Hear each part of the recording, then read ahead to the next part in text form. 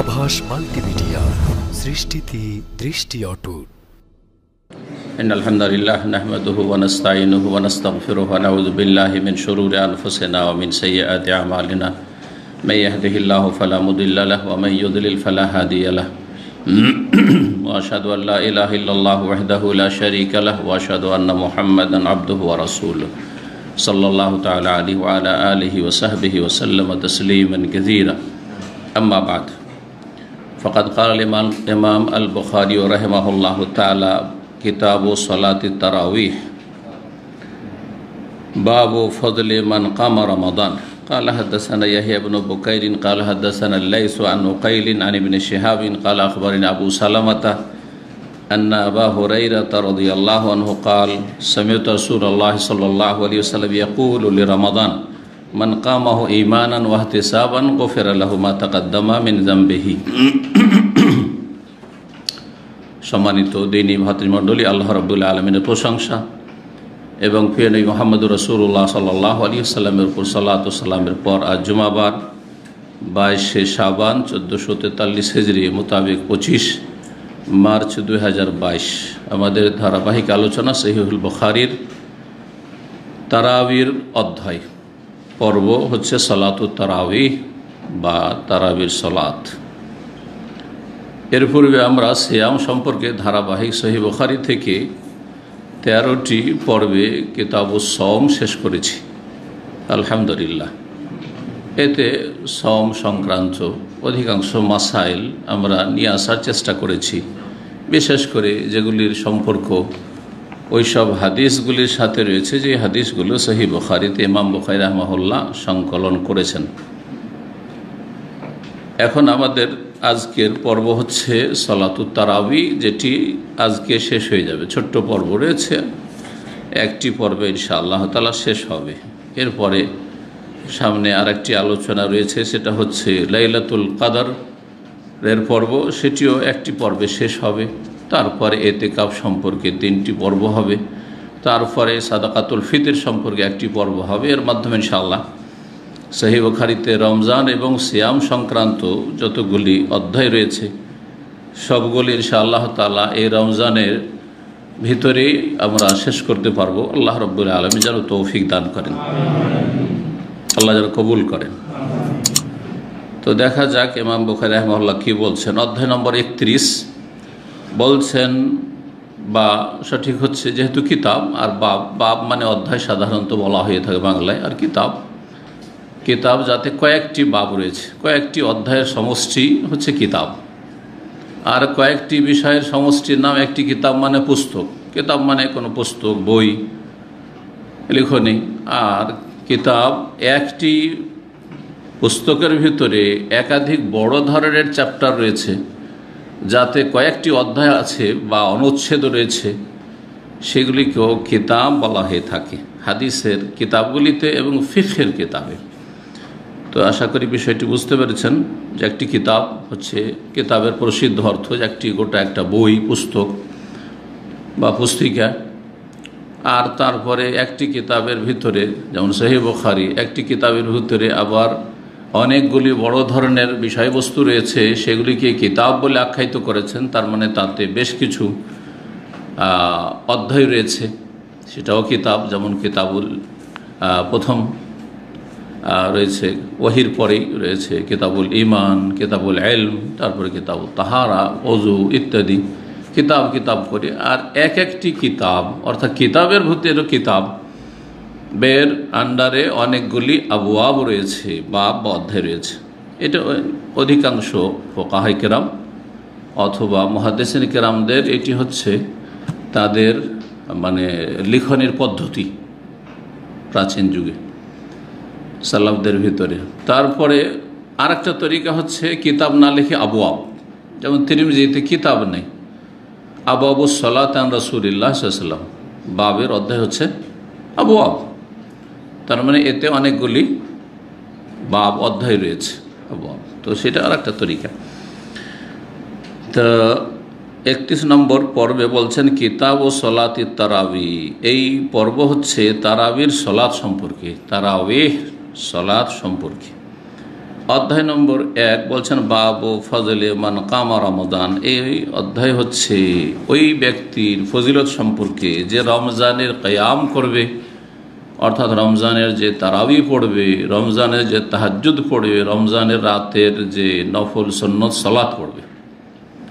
কিয়াম মানে দাঁড়ানো, তো ফরজ সালাতও তো কিয়াম আছে, রকন, আর সুন্নতও আছে, দিনের সালাতও আছে, রাতের সালাত আছে। কিন্তু কিয়ামে রমাদান বলতে বোঝানো হয়েছে রাতের সালাত, সালাতুল লাইল। তো এর নাম শুধু কিয়ামে রমাদান বা কিয়ামুল লাইল কেন বলা হলো? গোটা বছরে যদি হয় 12 মাস, তাহলে ওর নাম হচ্ছে কিয়ামুল লাইল, রাতের সাথে সম্পৃক্ত সালাত। আর রমজানের সাথে বিশেষভাবে যখন খাস করবেন তো ওর নাম হচ্ছে কিয়ামে রমাদান, রমজান মাসের কিয়াম। তো কিয়াম কেন বলা হয়? তো সিজদাও আছে, রুকুও তো আছে, জলসাও তো বৈঠকও আছে, তাই না? বাহ্যিক আমল আছে, বাচনিক আমল আছে, আভ্যন্তরীণ আমল আছে, সালাতে বহুমুখী ইবাদত আছে। তো শুধু কিয়াম কেন নামকরণ হয়েছে? এই জন্য যে নবী সাল্লাল্লাহু আলাইহি ওয়াসাল্লামের সুন্নাত এবং সাহাবায়ে কেরাম সালাফে সালেহিনের সুন্নাত আদর্শ হচ্ছে এই রাতের সালাতকে লম্বা করে পড়া, দীর্ঘ সময় ধরে দাঁড়িয়ে তেলাওয়াত করা। এমনকি কেউ দাঁড়িয়ে তেলাওয়াত করতে যদি অপারগ হয়ে যেত, ঘন্টার পর ঘন্টা দাঁড়িয়ে আছে এক রাকাতেই, অপারগ হয়ে যেত, তখন কিছুক্ষণ বসে তারপরে রুকুর আগে উঠে গিয়ে তখন আবার কিছুটা তেলাওয়াত করে অথবা উঠে গিয়ে তারপরে রুকুতে যেত। এইভাবেও নবী সাল্লাল্লাহু আলাইহি ওয়াসাল্লামের সুন্নাত দ্বারা প্রমাণিত। তো দীর্ঘ সময় ধরে যেহেতু তেলাওয়াত চলতে এই সালাতগুলিতে, রাতের এশা থেকে ফজর পর্যন্ত যে সালাতগুলি পড়া হয় অতিরিক্ত সালাতুল লাইল, এই জন্য এর নামকরণ হয়েছে কিয়ামুল লাইল। কিয়ামুল লাইল কোরআনের ভাষা আল্লাহ নামকরণ করেছেন। সূরা মুজাম্মিল শুরু হচ্ছে ইয়া আইয়ুহাল মুজাম্মিল কুমিল লাইলা ইল্লা কালিলা। কুমিল লাইল মানে কিয়ামুল লাইল করো, কুম কামা ইয়াকুম কিয়াম থেকে লাইল, কিয়ামুল লাইল করো, রাতের সালাত পড়ো, দীর্ঘ সময় দণ্ডায়মান হয়ে। কিয়ামুল লাইল নামটি তাহলে কোরআনী নাম। এই সালাতের নাম হচ্ছে কিয়ামে রমাদান। গতকালকের আলোচনায় যারা ছিলেন, কয়টি নাম বলেছিলাম? 5টি। মাশাআল্লাহ, একজন বলেন দেখি যারা ছিল। কিয়ামুল লাইল, কিয়ামে রমাদান, সালাত তাহাজ্জুদ, তাহাজ্জুদ, তারাবি, আর 4টা হইল সালাতুল লাইল। সালাতুল লাইল হাদিস আছে, সালাতুল লাইলে মাসনা মাসনা, রাতের সালাত 2 করে পড়তে থাকো, 2 করে পড়তে থাকো। ফাইদা খাশি আহাদুকুম সুবহা, যখন ভোর হওয়ার আশঙ্কা হবে, যখন শুভ সাদেক হয়ে যাবে, সাল্লা রাকাতান ওয়াহিদা, হ্যাঁ বাসাল্লে রাকাতান ওয়াহিদা, 1 রাকাত পড়ে নিল। তো তোর মা কাদ সাল্লাইত, সারা রাত যা পড়লে তাকে বেতর বাড়িয়ে ফেললে। তো সালাতুল লাইল নাম হাদিসে আছে।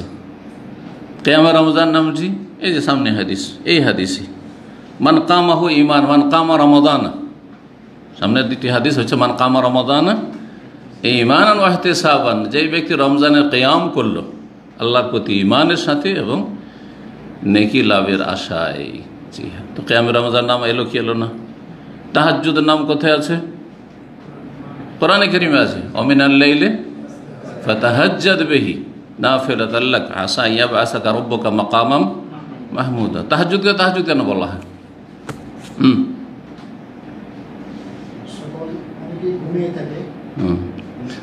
তাহাজ্জুদ মানে কি? অর্থের সাথে সম্পর্ক করে বুঝাইতে হবে। কে বুঝে? ব্যাস, কালকে তো বললাম। তাহাজ্জুদ মানে কি? শাব্দিক অর্থ কি? জিহাদ, হ্যাঁ, রাতে উঠে। হুজুদুন মানে নওম, হাজিম দাল, হুজুদ মানে হচ্ছে ঘুম, আর ওতে তা লাগিয়ে দিলে আরবি সার্ফের গ্রামার হচ্ছে সালবে বা আখাজ। যারা আরবি গ্রামার পড়েছেন অথবা যারা মাদ্রাসায় পড়েছে তাদের জিজ্ঞেস করবেন। সালবে মা আখাজ মানে যে আসল অর্থ আছে সেটার একবার উল্টো অর্থ হয়ে যাওয়া। তো হুজুদ মানে নওম, হুজুদ মানে কি? ঘুম। আর তাহাজ্জুদ মানে ঘুম পরিত্যাগ করা, ঘুমকে তালাক দেওয়া, ঠিক আছে? তো তাহাজ্জুদের সালাত কেন বলা হয়? কারণ যে ব্যক্তি তাহাজ্জুদ পড়ে সে ঘুমকে তালাক দেয়। ঘুমকে তালাক না দিতে পারলে তাহাজ্জুদ পড়তে পারবেন না, ঠিক আছে? যতক্ষণ তাহাজ্জুদ পড়ে ঘুম ছেড়ে, সবাই ঘুমাচ্ছে, ঘুমাবার সময়, রাত বিশ্রামের সময়, দুনিয়া ঘুমাচ্ছে, আপনি একাই, হাজারে একটা, হ্যাঁ, লক্ষ লক্ষ মানুষের মাঝে একজন উঠে ঘুম ত্যাগ করছেন আপনি। তো এই জন্য তাহাজ্জুদকে কি বলা হয়? তাহাজ্জুদ বলা হয়। সংক্ষেপে হুজুদ মানে ঘুম, তাহাজ্জুদ মানে ঘুম ত্যাগ করা। তাহাজ্জুদ পড়ার জন্য ঘুম ত্যাগ করতে হয়, সেই জন্য এর নামকরণ হয়েছে তাহাজ্জুদ। জি, তো তাহাজ্জুদ নামকরণের কারণ হয়ে গেল সলাতুল লাইল, যেহেতু রাতের সাথে সম্পৃক্ত, এশা থেকে ফজর মধ্যে পড়তে হয় সলাত, সুতরাং এর নাম হচ্ছে সলাতুল লাইল। এর নাম তারাবি কেন? এমন বখায় আমার তারাবি শব্দ নিয়ে এসছেন। এখন এটাই শুধু বাকি, তাই না? একটি সলাতের কয়টি নাম? 5টি নাম। শুধু রমজানে হইলে তখন ওর নাম কেয়ামে রমজান, কেয়ামে রমজান। রমজানে পড়লে ওর নাম তারাবি। আর সারা বছর ওই সলাতটাই পড়ছেন, অতটাই পড়ছেন, কিন্তু ওর নাম আর তারাবি থাকবে না, ওর নাম তখন আর কেয়ামে রমজান থাকবে না। তখন কি নাম হবে? বাকি 3টি নাম, তাহাজ্জুদ, সলাতুল লাইল আর কিয়ামুল লাইল। এবার বোঝা গেছে? রমজানে আসলে ওই সলাতটির আরও 2টো নাম বেড়ে গেল, 5টি নাম টোটাল হল। কিন্তু সলাত হচ্ছে একটি সলাত, ভিন্ন সলাত নয়। এটি হচ্ছে কোরআন এবং হাদিস দ্বারা প্রমাণিত। এটি হচ্ছে অধিকাংশ আইম্মায়ে কেরামদের মত। এটি হচ্ছে মুহাক্কিক, গবেষক, হানাফি ওলামা, মুহাদ্দিসদের মত। বাকি থাকলো কিছু ফোকাহা আছে, বিশেষ করে আহনাফ, আরও কিছু আছে অন্যান্য মযহাবের, যারা বলছে যে না, তাহাজ্জুদ আলাদা, তারাবি আলাদা। তাহাজ্জুদ আলাদা, তারাবি আলাদা। তো কোনটা কতটা? তো বলছে তাহাজ্জুদ হচ্ছে 8-3-11 রাকাত, এটা হচ্ছে তাহাজ্জুদ, আর তারাবি হচ্ছে 20 রাকাত। দাদা বোঝা গেছে? এটা তাদের মত, কিন্তু এর পিছনে কোনো দলিল নেই, এর পিছনে কোনো দলিল।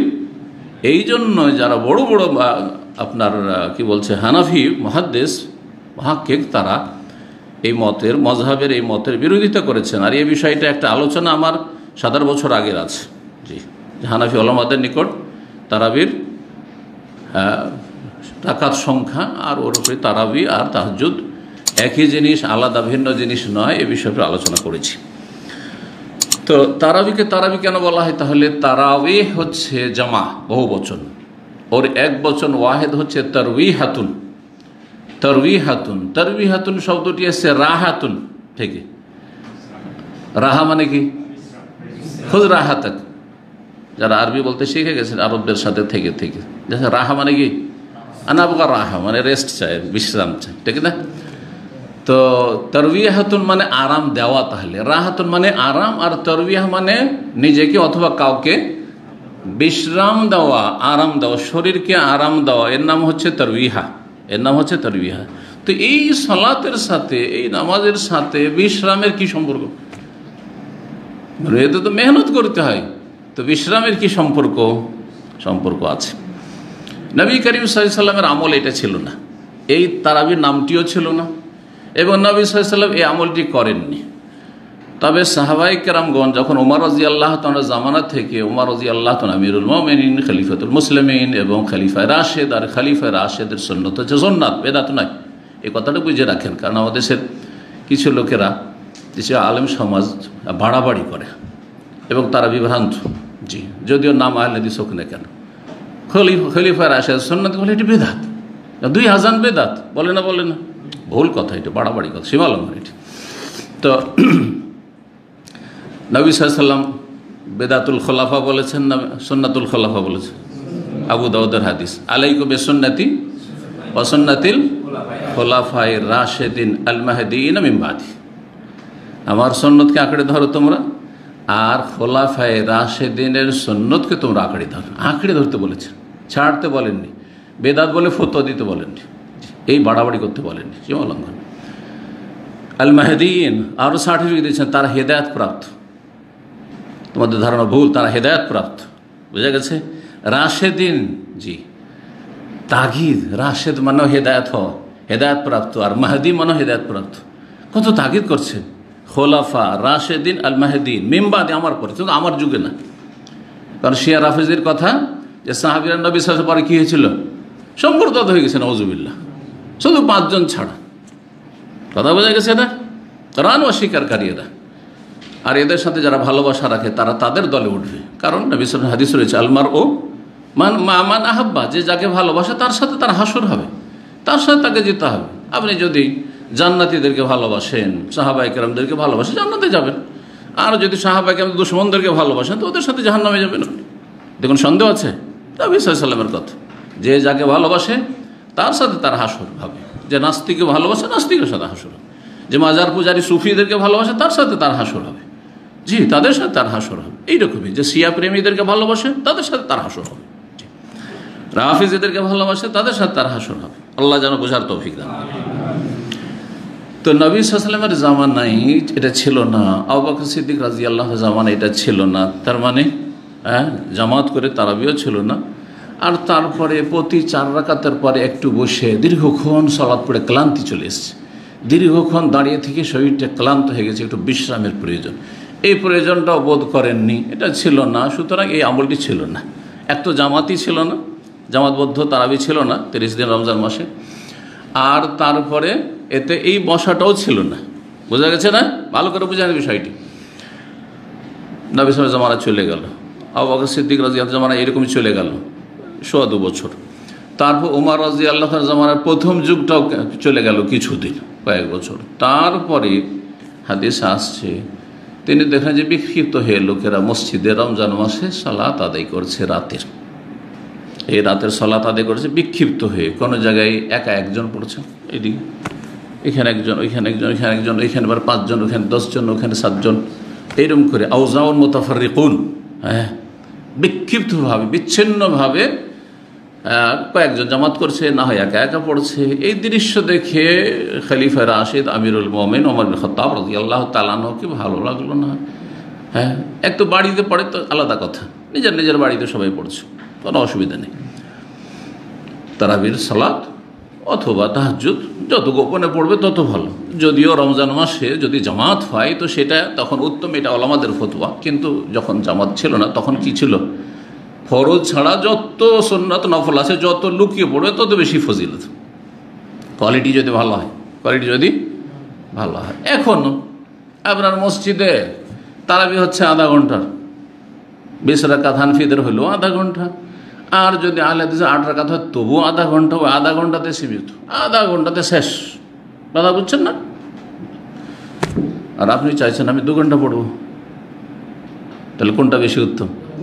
2 ঘন্টা উত্তম, জামাত উত্তম নাই, বুঝে গেছে না? কিন্তু কোয়ালিটি ঠিক থাকতে হবে। আবার এইটা করলেন মনটা চাইলো, অনেকে আবেগী, তো আমাদের তো অধিকাংশ আবেগী আপনারা, তাই না?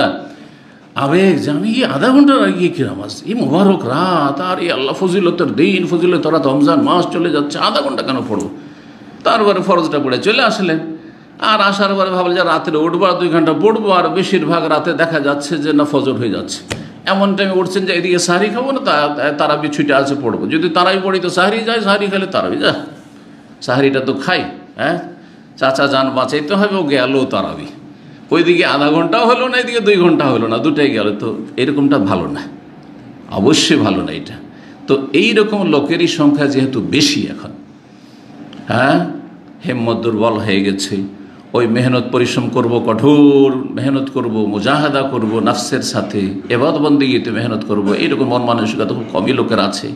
ফিতনা, মোবাইল তো ফিতনা আছে, আর ছেলেমেয়ের ফিতনা তো আছে, পয়সার ফিতনা তো আছে, দুনিয়ার চারিদিকে ফিতনা। সুতরাং অধিকাংশ মানুষের ক্ষেত্রে উত্তম হচ্ছে যেখানে জামাত হচ্ছে জামাত সহকারে তারাই পড়া, জামাত হচ্ছে জামাত সহকারে তারাই পড়া। কিন্তু ব্যতিক্রম আল্লাহ নেক বান্দা মাশাআল্লাহ, তাকে রিজালুল্লাহ তুলহিহিম তিজারাতুম ওয়ালা বাইউন আন যিকরিল্লাহ, এমনও কিছু মানুষ আছে যে না তাদের ব্যবসা বাণিজ্য, না তাদের কেনাকাটা, না সংসার, না স্ত্রী, না ছেলে মেয়ে, না এই মোবাইল, না সোশ্যাল মিডিয়া, কোনো কিছু তাকে ফিতনায় ফেলতে পারে না, মশগুল করতে পারে না আন যিকরি, আল্লাহর জিকির থেকে। এইরকম যদি আপনার ইমান আখলাকের আর আমলের কোয়ালিটি থাকে তাহলে একা একা নির্জনে যদি এটা বেশি উত্তম। এই জামাত আধা ঘন্টার জামাতের চাইতে অনেক বেশি উত্তম। তো আশা করি বিষয়টি বুঝতে পেরেছেন, ঠিক না? এখন এই তারাবি নামটি যে নামকরণ হইল, যতদিন পর্যন্ত জামাত ছিল না ততদিন পর্যন্ত এই নামটি ছিল না। জামাত কখন শুরু হইল? কখন সম্ভব হইল না। আর বিভিন্ন তার সাথে নিরাপত্তারও বিষয় রয়েছে। যার ফলে তারা দেখলো যে আমাদের দ্বারা আর হবে না, তো আমরা দুনিয়া শাসন করি, দুনিয়ার এমামতি করি, কিন্তু মসজিদের এমামতিটা আলেম হাফেজদেরকে দিয়ে দিই। কথা বুঝছেন না? এইভাবে এখন চলে আসছে। জি, কিন্তু আসল হচ্ছে ওইটাই, কিন্তু যে দেশের শাসক সেই ব্যক্তি, তার মধ্যে যোগ্যতা থাকে এমামতির, এবং তিনি এমামতি করবেন এবং তিনি হকদার এমামতি করান। যদিও তার চাইতে শ্রেষ্ঠ আলেম ওলামারা আছেন, কিন্তু সেই ব্যক্তি যদি সত্যি মুসলিম হয় আর সেই ব্যক্তি সলাতের আহকাম বুঝে, সলাতের আহকাম জানা আছে যে কোথাও সহ হলে কী করতে হবে, আর সলাতের যেসব বিধান জানা আছে, আরকান জানা আছে, ওয়াজিবাত জানা আছে, শুরুত জানা আছে, সলাত বাতিল কিছু হয় তাও জানা আছে, আর তারপরে শুদ্ধ তেলাওয়াত, আলহামদুলিল্লাহ শুদ্ধ তেলাওয়াতও করতে পারে, এমন যদি দেশের শাসক হয় তো বেশি হক রাখে। যে কোনো মসজিদে গেলে তার হক, এমন না যে আমার অনুমতি নিতে হবে, আমার কিন্তু অনুমতি নিতে হবে। এসব মশলা জানেন কি? আমি যদি কোনো মসজিদে যাই আর আমার ছাত্রও যদি সে মসজিদের ইমাম থাকে, হ্যাঁ, তবুও তার কাছে সে যদি অনুমতি দেয় তাহলে অনুমতি করতে পারি, না হলে না জায়েজ। কথা বোঝা গেছে কি না? কিন্তু শাসকের অনুমতি লাগবে না। শাসক যে কোনো মসজিদে গেলে তার অধিকার সে অনুমতি করবে। সে যদি বলে সেখানকার ইমামকে যে তোমাকে নিযুক্ত করি, তুমি পড়াও, তাহলে ঠিক আছে, ঠিক আছে। আর না হলে শাসক খলিফাতুল মুসলিমিন, ইমামুল মুসলিমিন, মুসলিম শাসক, তার নাম যাই হোক না কেন, রাষ্ট্রপতি হোক আর প্রধানমন্ত্রী হোক, যাই হোক না কেন, সে বেশি হক রাখে, কিন্তু শর্তগুলো মনে রাখে। কালকে বলবেন যে শাইখ বলেছে রাষ্ট্রপতি প্রধানমন্ত্রী অনুমতি করবে, হ্যাঁ, শর্ত আছে, শর্ত আছে, যে শর্তগুলি বললাম। আর কান জানা আছে, ওয়াজিবাত জানা আছে, আর সলাতের সুন্নাত জানা আছে, মুবতিলাতুস সলাত জানা আছে, ইত্যাদি ইত্যাদি সমস্ত আহকাম মাসাইল জানা আছে। আর শুদ্ধ তেলাওয়াত, অন্তত সূরা ফাতিহার তেলাওয়াত একবারে তাজউইদে, কারণ ওইটি ফরজ, বাকিগুলো সুন্নাত, ওইটি যদি নাও পড়ে তবু নামাজ হয়ে যাবে। কথা বোঝা গেছে না? কিন্তু সূরা ফাতিহাতে যদি লাহনে জালি স্পষ্ট ভুল হয়, যাতে অর্থ পাল্টে যাবে, তাহলে সালাত বাতিল হয়ে যাবে। তো তারাবির নাম এখন এখানে তো আসেনি। তারাবির নাম কখন পড়লো? ওমর রাদিয়াল্লাহু তাআলা আনহু যখন লম্বা সালাত শুরু করালেন, ইমাম কে হইলেন? নিজে? তাহলে কি ওমর রাদিয়াল্লাহু মুক্তাদি হয়ে তারাই পড়তেন মসজিদে? হ্যাঁ, এগুলো বুঝতে হবে না। তিনি ইমাম হইলেন না, তাহলে কি খলিফা মুক্তাদি হয়ে তারাই পড়ছেন নাকি? হ্যাঁ, সামনে ঘটনা আসছে তাতে বুঝতে পারে যে বাইরে থেকে আসছেন, তাই না? আর বললেন যে এদেরকে জমা করে দিই, যারা মসজিদে আসছে তারা যেন এক জামাত করে নামাজ পড়ে। তার মানে তিনি বাড়িতেই দীর্ঘ সময় ধরে হয়তো পড়ছেন, ঠিক না? তাহলে জামাতে তারাই পড়া যদি জরুরি হইতো, তো ওমর রাদিয়াল্লাহু তো ওই জামাতের শরীক হতেন, এই কথাও স্পষ্ট থাকতো। এর বোঝা গেছে? জি হ্যাঁ। কিন্তু যদি খলিফা মনে করে যে আমি জামাতের শরীক হব মুক্তাদি হয়ে অথবা ইমাম হয়ে, সবটাই জায়েজ তার জন্য, অথবা বাড়িতে পড়ো সেটাও জায়েজ। তাহলে তিনটি অবস্থা হলো। খলিফা যদি মনে করেন, নেতা যদি মনে করেন যে আমি ইমাম হব, তাও ইমাম হতে পারে। যদি মুক্তাদি হয়ে মসজিদে পড়বো জামাতে তারাবি, তাও ঠিক আছে। আজ বলে বাসাতে পড়বো আমি ওর চাইতে ভালো করে বা আমার সুবিধা মতো। তারপরে এই কথা তাতে বলছেন যে যারা প্রথম রাতে পড়ছে, হ্যাঁ, তার চাইতে উত্তম কারা? যারা এখন ঘুমিয়ে আছে শেষ রাতে পড়বে। এখন যারা ঘুমিয়ে আছে তারা বেশি শ্রেষ্ঠ। তাহলে বোঝা গেল যে কেউ যদি শেষ রাতে পড়ে বেশি প্রথমে, কিন্তু কোয়ালিটিটা ভালো হতে হবে, সময়টাও ভালো আর তার সাথে কোয়ালিটিটাও ভালো হতে হবে। যখন এই লম্বা তারাবি শুরু হলো উবাই বিন কাবের ইমামতিতে, আর মুয়াত্তাতে রয়েছে আরেকজন কারি, তার সহযোগী তামিম দারি। কারি মানে শুধু কারি না আজকালকার মতো, কারি হাফেজ এবং আলেমও ছিলেন তারা। কারণ অনেকে মনে করে যে হাফেজ হইলেই ইমামতি করবে, অথচ ভালো আলেম একজন আছে শুদ্ধ তেলাওয়াত করে, আর এই হাফেজ কিছুই বুঝে না অর্থ।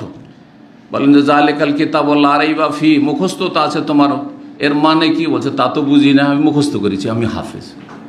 সে বেশি হক রাখে ইমামতির না যে আলেম যে অর্থ বুঝে? অর্থ বুঝে আর শুদ্ধ তেলাওয়াত করে, আর অনেকটা মুখস্থ আছে, যদিও ফুল মুখস্থ না থাকে, কিন্তু মুখস্থর মতো সে বেশি হক রাখে। প্রথম যখন নবী সাল্লাল্লাহু আলাইহি ওয়াসাল্লামের পরে মসজিদ নববীর ইমাম হলেন, তখন উবাই বিন কাব হলেন, তামিম দারি, এরা বড় বড় হাফেজ, বড় বড় কারি, মশহুর সাহাবায়ে কেরাম, ইবনে মাসউদ, এইরকম যারা কারি হাফেজ মশহুর যারা, তারা ইমাম হয়েছিলেন। আবু বকর সিদ্দিক ইমাম হয়েছিলেন, কারণ আবু বকর সিদ্দিক হাফেজ ও আলেম। হাফেজ মানে ফুল হাফেজ জরুরি নয়, কিন্তু যথেষ্ট হেফজ আছে অথবা সবই হেফজ আছে, শুদ্ধ তেলাওয়াত করেন মাতৃভাষা, তারপরে তিনি আলেম ও সাহাবায়ে কেরামের মধ্যে, তারপরে সবচেয়ে মুত্তাকিও, সব গুণগুলি তার মধ্যে আছে, ঠিক না? কিন্তু পক্ষান্তরে অন্যদের মধ্যে একটা গুণ বেশি আছে হয়তো। তাই রাত ওই তাজউইদ অথবা সুন্দর তেলাওয়াত শুনতে খুব ভালো লাগে, আর দীর্ঘ সময় ধরে তেলাওয়াত হইলেও মানুষ মুক্তাদিরা বুঝতে পারবে না। এই দিক দিয়ে হয়তো আবু বকর সিদ্দিক চাইতে তাই উবাই বিন কাবের তেলাওয়াত ভালো, তামিমদারির তেলাওয়াত ভালো, সুর ভালো, কথা বোঝা গেছে। সেই জন্য তারাবিতে তাদেরকে দেওয়া হয়েছে, কিন্তু ফরজ সালাত তাদের কিয়ামতিতে দেওয়া হয়নি। জি, এখানে আর একটা মশলা জানা গেল, উত্তম থাকতে অনুত্তমের ইমামতি জায়েজ। কথা বোঝা গেছে না? কি বুঝলেন? আমাদের সমাজে অনেকে মনে করে এত বড় আলেম মসজিদে আছে আর ওনাকে না দিয়ে ইমামতি করে কেন? না, জায়েজ না। উত্তম থাকতে অনুত্তমের ইমামতি জায়েজ। ওমর রাদিয়াল্লাহু তাআলা আছেন, হ্যাঁ, ওসমান আছেন, ওমরের যেমন ওসমান বেঁচে ছিলেন না, ওসমান আছেন, আলী আছেন, অন্য আর আশরা মুবাশশারা আছেন। উবাই বিন কাব আশরা মুবাশশারার ভিতরে না, তামিম দারি আশরা মুবাশশারার ভিতরে না, তারা ইমামতি করছেন। তাহলে অন্যরা নিশ্চয় মুক্তাদি হয়ে নামাজ পড়ছেন পিছনে। জি, যখন লম্বা সালাত ক্লান্ত হয়ে যায়, 4 রাকাত পরে একটু বিশ্রাম করতেন, একটু বসে থাকলেন, কারো পানি পান করতে পানি পান করলেন, কারো একটু উঠে হেঁটে আসতে হবে আসলেন, আর তারপর আবার শুরু হইল। এটা আবার আজকাল নামে মাত্র এটাকে রেখেছে হানাফি সমাজে, অথবা এইখানেও বা বিভিন্ন জায়গাতে নামে মাত্র রাখা হয়েছে কত সেকেন্ড, 30 সেকেন্ডের জন্য। 30 সেকেন্ড নয় 1 মিনিট, তাই না? এর বেশি কি আছে? 4 রাকাত পরে একটু 1 মিনিট বিরতি দাও। তো 1 মিনিটের বিরতি তো বিরতি নয় আসলে, কিন্তু এখানে তো আসলে বিরতির প্রয়োজনই হয় না। যদি 4 রাকাত নামাজ পড়তে 15 মিনিট লাগে, তো 15 মিনিট পরে আবার তারবিহার প্রয়োজন হয়, বিশ্রামের প্রয়োজন হয় নাকি? কিন্তু ওই যে ওমর রাদিয়াল্লাহু তাআলা জমানা থেকে ওই যে সুন্নতটা চলে আসছে তারাবির, ওইটার নামে মাত্র রাখার জন্য এখানে রাখা হয়েছে। এবার বুঝছেন? কিন্তু 2 ঘন্টা যখন তারাবি পড়বেন তো অবশ্যই প্রয়োজন পড়বে, 3 ঘন্টা 4 ঘন্টা পড়বেন তো অবশ্যই প্রয়োজন পড়বে, ঠিক না? জি, তখন 5 মিনিট থেকে 10 মিনিটও যদি বিশ্রাম দেয় কোনো অসুবিধা নেই। এই বিশ্রামের সময় এই বিভিন্ন মসজিদে এখানে কিন্তু কী করা হয়, মাঝে মাঝে একটু কালেমা দার্সও দেওয়া হয়। অনেকে আমরা কী করেন, একটু দিনের কথাও বলেন, ভালো কথা। ইমাম বলছেন, আপনারা শুনছেন, বিশ্রাম হচ্ছে, যার প্রয়োজন এদিক সেদিক পানি নিয়ে নিচ্ছে অথবা একটু হেঁটে হেঁটে আসছে, কোনো অসুবিধা নেই। জি, যাই হোক, কথা অনেক লম্বা হয়েছে, কিন্তু আশা করি বুঝতে পারছেন। তো তারবিহাতুন থেকে তারাবির নাম পড়েছে। কখন থেকে পড়েছে? ওমর রাদিয়াল্লাহু আনহু জামানা বা তারপর থেকে, তারপরে এই নামটি পড়েছে। এই নামটি সালাফিদের যুগে এসছে, সুতরাং এই নাম কোনো বেদাতি নাম নয়। এই নাম কোনো বেদাতি নাম নয়, এইটাও সুন্নতি নাম, কিন্তু সালাফদের সুন্নাত, সাহাবায়ে কেরামদের সুন্নাত, খোলাফায়ে রাশিদের জামানার সুন্নাত এই নামটি। চলেন 2008 নম্বর হাদিস বলছেন ইমাম বুখারী রাহিমাহুল্লাহ, তার ওস্তাদ এই করে ইবনে শাহাব জুহরি, তিনি বলছেন আবু সালামা থেকে, আবু সালামা তাবেঈ, আবু হুরায়রা রাদিয়াল্লাহু তাআলা আনহু বর্ণনা করছেন, কালা, তিনি বলেন, সামিউতু রাসূলুল্লাহ সাল্লাল্লাহু আলাইহি ওয়াসাল্লাম ইয়াকুলু লিরমাদান, আমি রাসূলুল্লাহ বলতে শুনেছি রমজান সম্পর্কে, মানে রমজানের সিয়াম, কিয়াম এবং লাইলাতুল কদরের ফজিলত সম্পর্কে বলতে শুনেছি। মান কামাহু ঈমানান ওয়া ইহতিসাবান গুফিরা লাহু মা তাকাদ্দাম মিন যামবিহি, যেই ব্যক্তি, মান কামাহু মানে মান কামা রমাদান, হু জামিরের মানে যা হচ্ছে রমাদান, মান কামা রমাদান, যেই ব্যক্তি রমজানের কিয়াম করবে, অর্থাৎ তারাবি পড়বে, রমজানের রাতে তারাবি পড়বে, ঈমান, আল্লাহর প্রতি ঈমানের সাথে, যে আল্লাহ রাব্বুল আলামিন আমাকে এই বিধান দিয়েছেন তার রাসূল সাল্লাল্লাহু আলাইহি ওয়াসাল্লামের মাধ্যমে, 5 ওয়াক্ত সালাত ফরজ, আর তারাবির সালাত হচ্ছে রাসূলুল্লাহ সাল্লাল্লাহু আলাইহি ওয়াসাল্লামের সুন্নাত। জি, রাসূলুল্লাহ আমাদেরকে দিয়ে গেছেন আল্লাহর প্রতি ঈমানের সাথে। আল্লাহর প্রতি ঈমান, যে আল্লাহর কাছে কিছু পাবো, আল্লাহ রাব্বুল আলামিন এটিকে পছন্দ করে, এই সালাতকে পছন্দ করেন খুব, এগুলি হচ্ছে ঈমানের অন্তর্ভুক্ত, বিশ্বাসের বিষয়, যার সম্পর্ক হৃদয়ের সাথে। ওয়াহতিসাবান, নেকির আশায়, তার সাথে নেকির আশা, মানে দুনিয়ার কোনো গরজ নাই, দুনিয়ার কোনো গরজ নয়, নিছক পার্থিব গরজ। যদি ইমামতির বোঝা না থাকতো তারাই পড়তো না, নিছক গরজ দুনিয়ার। সে কিসের গরজে তারাই পড়ছে? ইমামতির গরজে পড়ছে। অথবা মসজিদের কোনো দায়িত্বশীল, মসজিদের খাদেম, ক্লিনার, ওকে মসজিদে থাকতে হবে, ওকে যদি খুঁজে না পায় যে বেতন দেয়, তারা বিষয় তোকে দেখি না কেন, তো খবর আছে, তাহলে কিছু পাবে না, নাকি আশাই করে না। তাহলে অর্থাৎ এখানে কি শেখানো হয়েছে? ইখলাস শেখানো হয়েছে। ইবাদত কবুলের এটি গুরুত্বপূর্ণ প্রথম শর্ত হচ্ছে ইখলাস, তাওহীদ এবং ইখলাস আল্লাহর জন্য করা। লা নুরিদু মিনকুম জাযাআ ওয়ালা শুকুরা, দুনিয়ার কোনো বদলা, কারো কৃতজ্ঞতা, কাউকে খুশি করা, কারো ভয়, এসব কিছু নেই। জি, দুনিয়ার গরজ মুক্ত হওয়া, নেকির আশায়। যদি নেকির আশায় আল্লাহর প্রতি ইমানের সাথে কেউ যদি রমজানে কিয়াম তারাবি পড়ে, গফির লাহু মা তাকাদ্দাম মিন যামবিহি, তার অতীতের গুনাহগুলি মাফ করে দেওয়া হবে। এই হাদিসে শুধু একটি আমলের ফজিলত বলা হয়েছে, কিন্তু আরেকটি হাদিসে 3টি বিষয় উল্লেখ করা হয়েছে।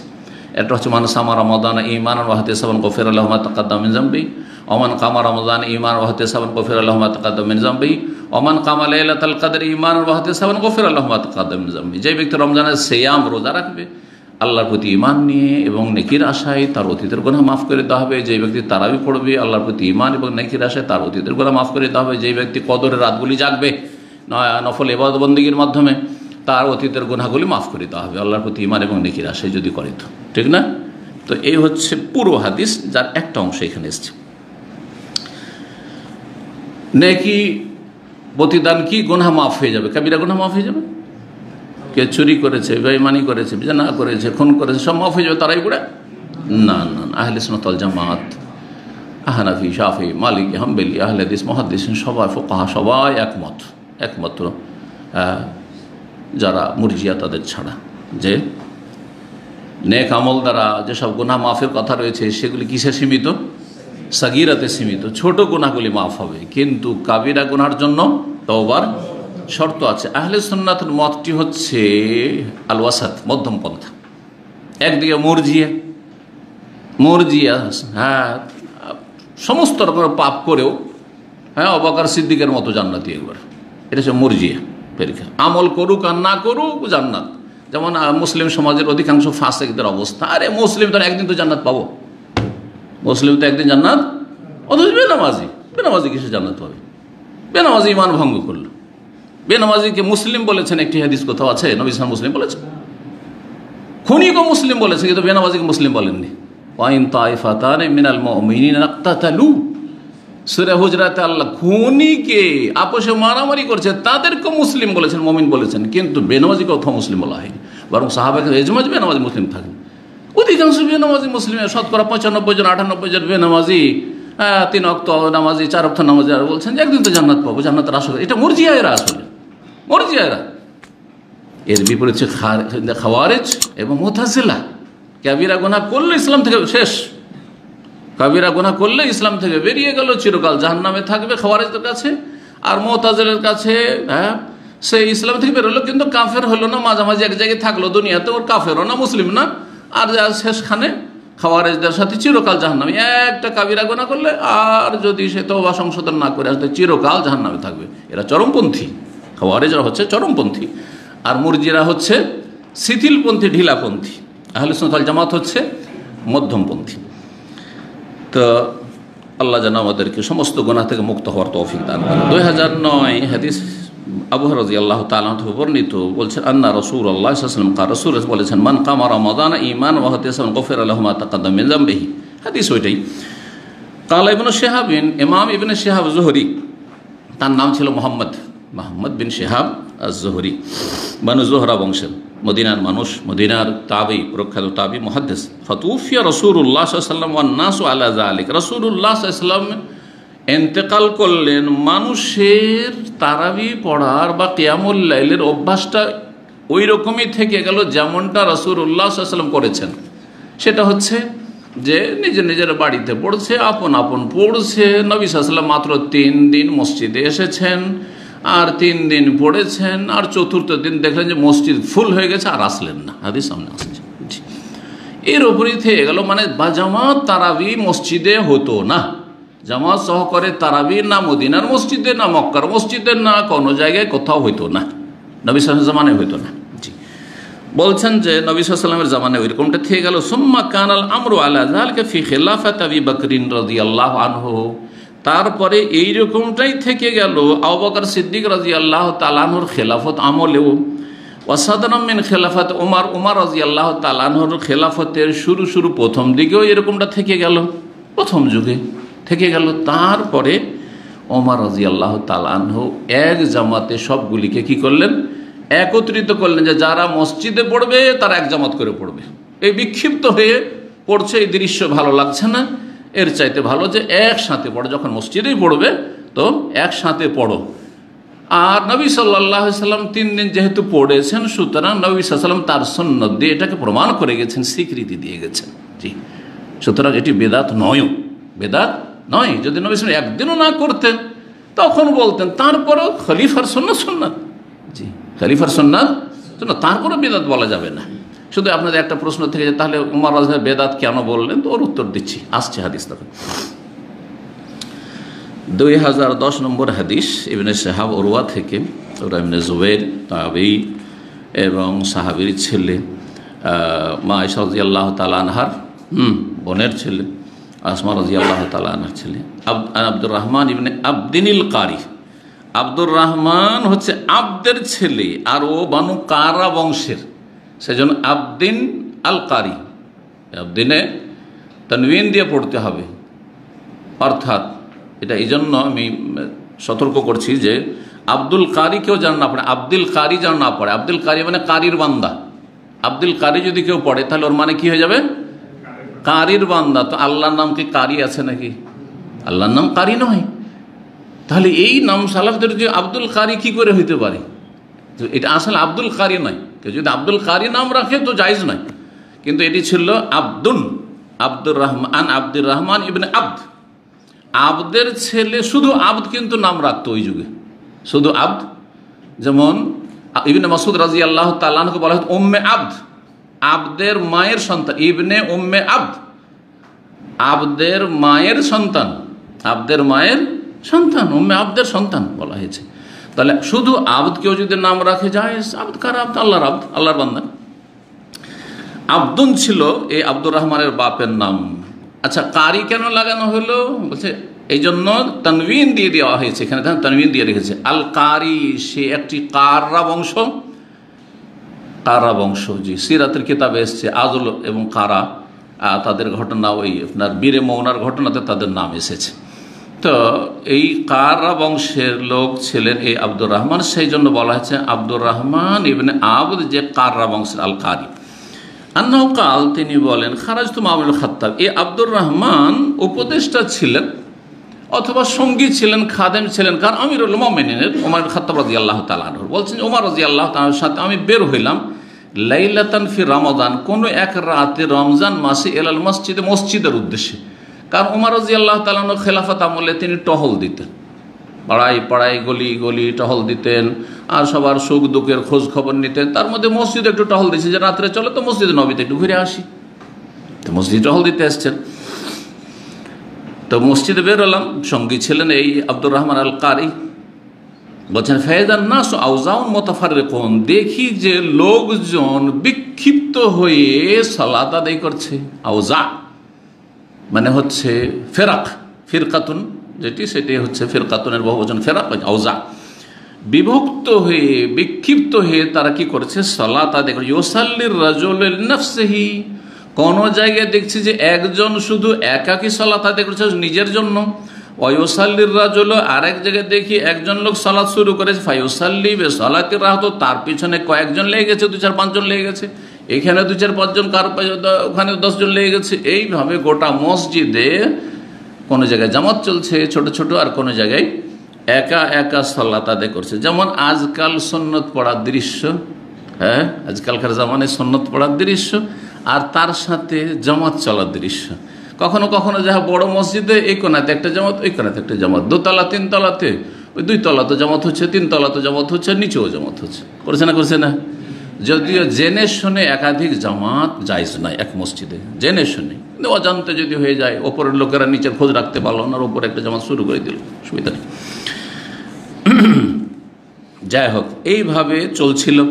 ফাকালা ওমর রাদিয়াল্লাহু তাআলা এই দৃশ্য দেখে পছন্দ করলেন না। কেন এই বিক্ষিপ্ত মুসলিমরা এখানে আল্লাহর ঘরে, তো কেমন লাগছে যেন। বলছে ইন্নী আরা, আমার মত হচ্ছে, আমি দেখছি, মানে আমার মত। এখান থেকে রায়, আরা থেকে রায় মানে হচ্ছে মত। আমার মত হচ্ছে লাউ জামাতু হাউলা আলা কারিন ওয়াহিদ, এদেরকে যদি আমি একত্রিত করে দিই একজন ইমামের পেছনে, একজন কারি মানে একজন ভালো কিরাত করে এমন ইমামের পেছনে, লাকান আমসাল, তাহলে লাকান আমসাল মানে আফজাল, তাহলে এটা বেশি উত্তম হয়, বেশি ভালো। এরকম বিক্ষিপ্তভাবে এই তাহাজ্জুদ বা তারাবি আদায় করার চাইতে একসাথে করে দিলে এটি বেশি উত্তম হয়। সুম্মা আজামা, তারপরে দৃঢ় সংকল্প হয়ে গেলেন, দৃঢ় সংকল্প করলেন যে কাজটা করেই ফেলি। প্রথম মত পোষণ করলেন, তারপরে এটার জন্য কি করলেন, দৃঢ় সংকল্প করলেন যে না করে ফেলি। চূড়ান্ত সিদ্ধান্ত নিলেন। ফাজামাহুম আলা উবাই বিন কাব, তারপরে তাদেরকে একত্রিত করে দেন উবাই বিন কাবের এমামতিতে। যে উবাই, তুমি রমজান মাসের তারাবির এমামতি করো। কি করো? এমামতি করো। আর মুয়াত্তা মালিকে বললাম যে তামিম আদ-দারি রাদিয়াল্লাহু তাআলার কথাও রয়েছে। তারপরে বলছে সুম্মা খারাজতু মাহু লাইলাতান উখরা, বলছেন তারপরে আর এক রাতে বেরোলাম।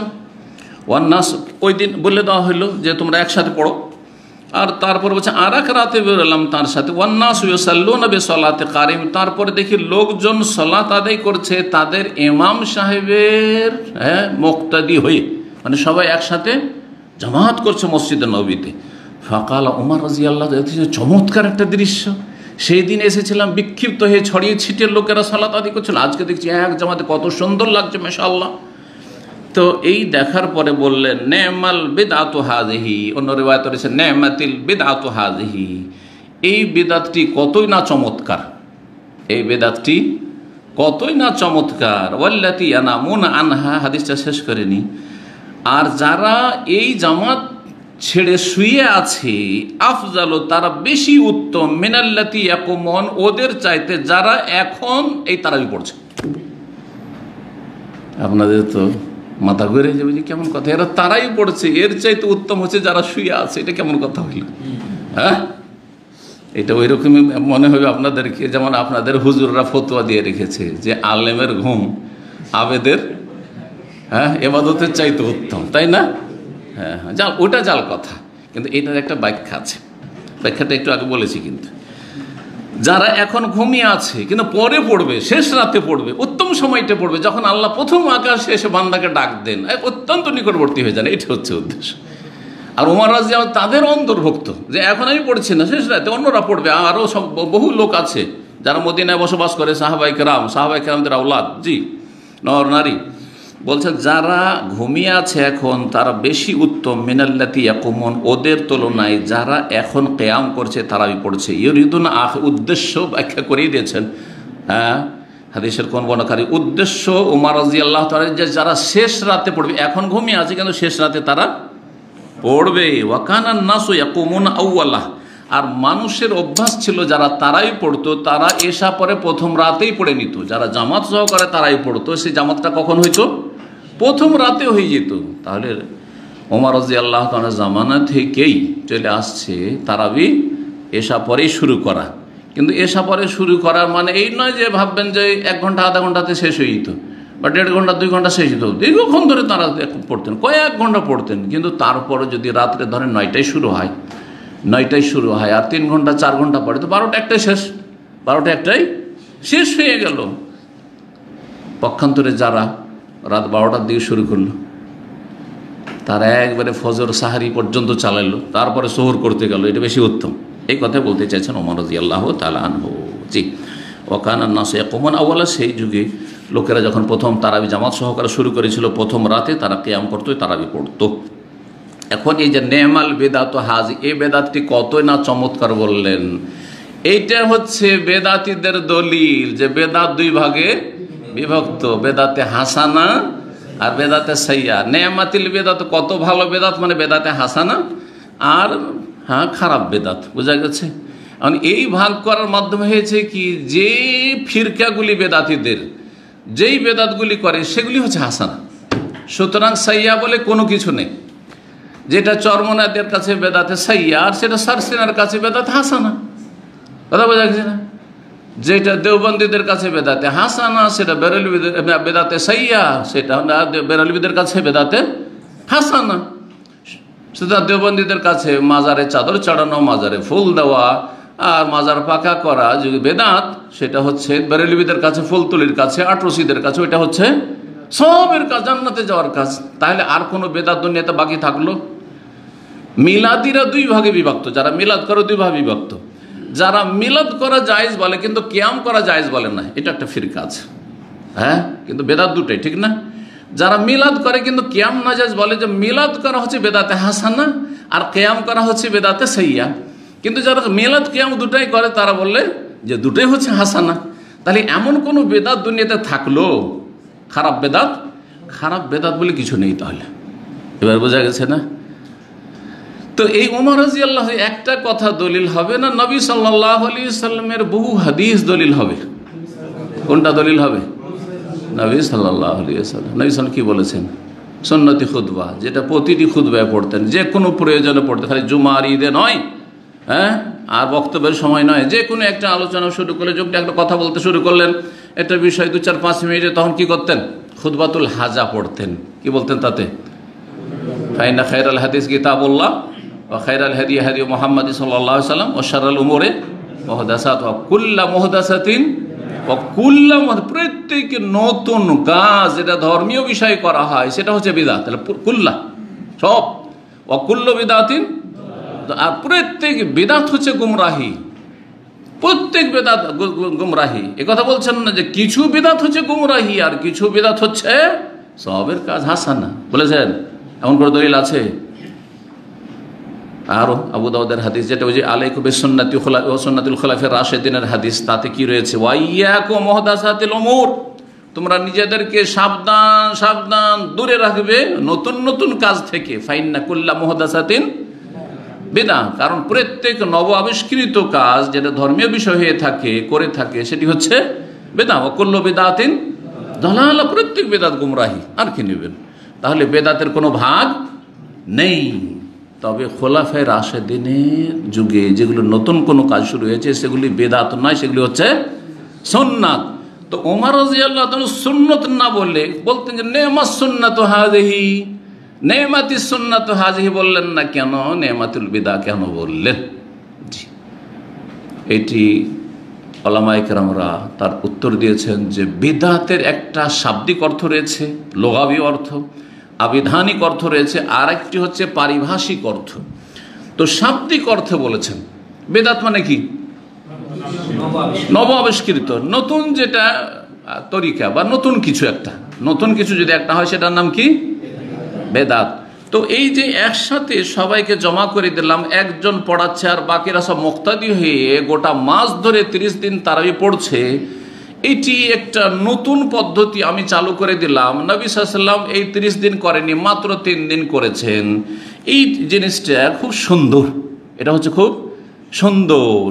শাব্দিক অর্থ বলেছেন, আবিধানিক অর্থ বলেছেন, শারঈ অর্থ বলেননি। কারণ শারঈ অর্থে মানে বা পারিভাষিক অর্থ মানে যে বেদাতের সংজ্ঞা, তাহলে দেখতে হবে বেদাতের সংজ্ঞা কি? নবী সাল্লাল্লাহু আলাইহি সাল্লাম থেকে যা প্রমাণিত নয়, আর সেটাকে যদি ধর্ম দিন বলে করেন, সওয়াবের আশায় করে, সেটার নাম কি? বেদাত। তো এই তারাবি কি নবী সাল্লাল্লাহু আলাইহি ওয়াসাল্লাম থেকে প্রমাণিত নয়? জামাত করা প্রমাণিত নয়? প্রমাণিত, কিন্তু কয়দিন? 3 দিন। আচ্ছা, 3 দিন পরে কেন করেননি? তার উত্তর সামনের হাদিসে আসছে। কেন করেন নাই? একটা বাধা ছিল, বাধার জন্য। ওই বাধাটা যদি না থাকতো তাহলে তিনি এত আল্লাহ পছন্দ করে, নবী পছন্দ করবেন না।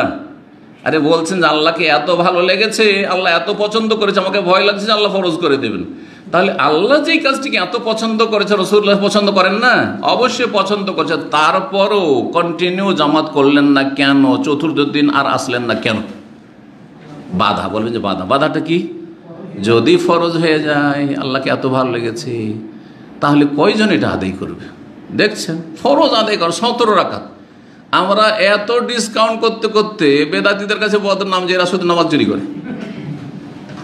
17 পড়লে জান্নাত, বলছি না সর্বনিম্ন জান্নাতি, অন্তত ফেঁসে যাবেন না, বেনামাজি হিসাবে ফেঁসে যাবেন না।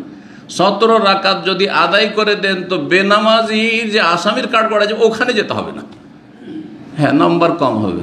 33 মার্কা ছাত্র, হ্যাঁ, মাদ্রাসা স্কুলে যেগুলো গড়া পচা ছাত্র পড়ে, তারা 33-34 পেলে যে কি খুশি। আজকে পাশ করে নিয়েছি, আমাদের সাথে পড়েছে, অনেকে পড়েছে। আর যারা আমাদের মতো ছিল, 1টা নম্বর 2টা নম্বর যদি কম হয়ে গেছে, একটু ভুল হয়ে গেছে, ওরে সারা দিন মনে হচ্ছে মন বিষিয়েছে, কষ্ট পেয়েছি, কি করলাম, 1টা নম্বর কেটে গেল, আজ এই 2টা নম্বর কেটে গেল, ঠিক কিনা? তো ঠিক ওই রকমই আপনারা মুসলিম সমাজ, সর্বনিম্ন মুসলিম থাকতে চান তো 17 আদায় করেন, আর যদি একটু ভালো কোয়ালিটির মুসলিম হব তখন 10-12 রাকাত সুন্নাত আছে, বেতর আছে, তাহাজ্জুদ আছে, সালাতুদ দুহা, ইশরাক আছে, ইত্যাদি আরও নফল আছে, পড়তে থাকেন, বিনা কারণে নফল পড়তে থাকেন, কোনো অসুবিধা নেই। তো আল্লাহ মুস্তাআন। চলেন, কথা শেষ হয়েছে। হ্যাঁ, নবী সাল্লাল্লাহু আলাইহি ওয়াসাল্লাম 3 দিন পড়েছে, সুতরাং এটি বিদআত নয়। তাহলে বিদআত যে বলেছেন ওমর রাদিয়াল্লাহু তাআলা আনহু, সেটা শাব্দিক অর্থে বলেছেন, সেটা পারিভাষিক অর্থে বা শরঈ ভাষায় তিনি বলেন নাই। জি, কারণ খোলাফায়ে রাশেদিনের সুন্নত বা নতুন কিছু করলে সেটি সুন্নাত, সেটি বিদআত নয়। এটাও আমাদের কাছে স্বীকৃত, এটাও আমাদের কাছে স্বীকৃত এবং প্রমাণিত। কার কথার ভিত্তিতে? নবী সাল্লাল্লাহু কথার ভিত্তিতে, বা সুন্নাতুল খোলাফা। জি, 2011 নম্বর হাদিস, মা আয়েশা রাদিয়াল্লাহু তাআলা আনহা বর্ণিত, তিনি বলছেন, জওজেন নবী সাল্লাল্লাহু আলাইহি ওয়াসাল্লাম সহধর্মিনী, আন্না রাসূলুল্লাহ সাল্লাল্লাহু, রাসূলুল্লাহ সালাত আদায় করলেন, মানে রাতের সালাত তারাবি আদায় করলেন, যালিকা ফি রমাদান, রমজান মাসে। কিন্তু একেবারে সংক্ষেপ করে দেওয়া হয়েছে, কয়দিন আদায় করলেন, হ্যাঁ, কীভাবে আদায় করলেন, আর বাকি দিনগুলো বাড়িতে নিয়মিত পড়েছেন, এতগুলি কথা আছে। চলেন, সামনে আসছেন 2012 নম্বর হাদিস, মা আয়েশা রাদিয়াল্লাহু তাআলা আনহা থেকে উরওয়া বর্ণনা করছেন, বলছেন, আন্না রাসূলুল্লাহ খারাজা লাইলাতান মিন জাওফিল লাইলি, রাসূলুল্লাহ সাল্লাল্লাহু আলাইহি ওয়াসাল্লাম এক রাতে, গভীর রাতে বের হলেন। জৌফ মানে পেট, জৌফ পেটকে বলা হয়। জাওফিল লাইলে মানে গভীর রাতে, বেশি রাত হওয়ার পরে, ধরেন 11টা-12টা হয়ে গেছে, মানুষ প্রায় ঘুমিয়ে যাওয়ার মতো এই সময়টা বেরিয়েছেন, অথবা 12টা-1টা হয়ে গেছে, এই সময় আর কি। ফাসাল্লা ফিল মসজিদে, মসজিদে গিয়ে সালাত আদায় করলেন। তাহলে অন্য দিনে কি করতেন? বাড়িতেই আদায় করতেন। গোটা বছর যে তারাবি পড়ছেন, তাহাজ্জুদ পড়ছেন, ওইটাই এখন নাম যাই দেন না কেন, ওই নামাজটা পড়ার জন্য, ওই সালাতটা পড়ার জন্য মসজিদে গেলেন। তাহলে বোঝা গেল, কেউ যদি তাহাজ্জুদ পড়ে অভ্যস্ত হয় আর মাঝে মাঝে মসজিদে গিয়েও তাহাজ্জুদ পড়ে, তো কোনো অসুবিধা নেই। ব্যাস লোক দেখানোর নিয়ত না আসে, শয়তান সুযোগ না নেই। আর যত গোপন মসজিদের চাইতে বাড়িতে পড়লে বেশি নেকি পেতেন বাসায় পড়লে, যদি বাসাতে ওইরকম পরিবেশ থাকে। অনেকের বাসায় পরিবেশ আছে, অনেকের বাসায় পরিবেশ নেই। আপনারা অনেকে যে ব্যাচেলার থাকছেন, সালাত পড়ার মতো জায়গা নেই, জি, ভালো এরকম পরিবেশ নেই, ধরেন আশেপাশে সিগারেটের গন্ধ, অথবা পরিবেশও নেই, পড়ার মতো জায়গা নেই, লাইট জ্বালানো যাবে না, কোন রকম করে রুম থেকে বেরোতে হবে, সব বেনামাজিরা পাল এখানে বাস করে, ঠিক আছে। আর তাহাজ্জুদ পড়বেন আপনি, তাহলে মসজিদে চলে আসেন, কোনো অসুবিধা নেই।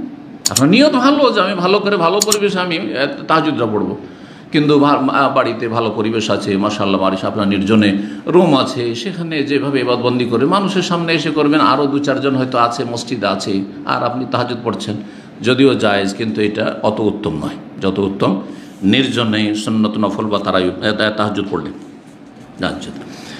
তো রাসূলুল্লাহ সাল্লাল্লাহু গভীর রাতে বেরোলেন এক রাত, ফাসাল্লা ফিল মসজিদে সালাত আদায় করলেন। ওয়াসাল্লা রিজালুন বিসসালাতি, কিছু লোক জানতে পেরে নিয়েছেন, আছেন কিছু আল্লাহর বান্দা জিগা আছেন সাহাবায়ে কেরামদের, তারা তার সালাতে ইক্তেদা করে জামাতে অল্প কিছু লোক পড়লেন। সেদিন প্রথম দিন ছিল। ফাসবাহান নাসু, সকাল হইল, ফাতাহাদ্দাসু, আপোষে গল্প শুরু হইল যে আজকে রাসূলুল্লাহ সাল্লাল্লাহু আলাইহি ওয়াসাল্লাম রাত 12টা-1টার দিকে অথবা 11টার দিকে চলে এসছেন, আর তিনি সালাত শুরু করেছেন, তখন আমরা পিছনে লেগে গেছিলাম, আরে তোমরা গিয়েছো তো আমরা যাব, আজকের তো আমরা যাব।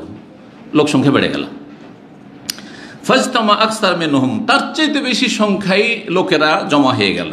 ফাসাল্লা, নবী সাল্লাল্লাহু আলাইহি ওয়াসাল্লাম দ্বিতীয় রাতে সালাত আদায় করলেন। ফাসাল্লাউ মাহু, তার সাথে অন্যরাও যারা হাজির হয়েছিল তারাও সালাত আদায় করলো। নিষেধ করলেন, জামাত করলেন না, করলেন না, চলো হাজির হয়েছে জামাত। ফাসবাহান নাস, সকাল হইল লোকজনের। ফাতাহাদ্দাসু, আপোষে গল্প করা শুরু করলো, একে অপরের সাথে কথাবার্তা বললো। ফাকাসুরা আহলুল মসজিদে, মসজিদের মুসল্লির সংখ্যা বেড়ে গেল। মিনাল লাইলাতি সাল, তৃতীয় রাতে আরও সংখ্যা বেড়ে গেল। ফাখারাজা রাসূলুল্লাহ সাল্লাল্লাহু আলাইহি ওয়াসাল্লাম, রাসূলুল্লাহ তৃতীয় রাতেও বের হইলেন।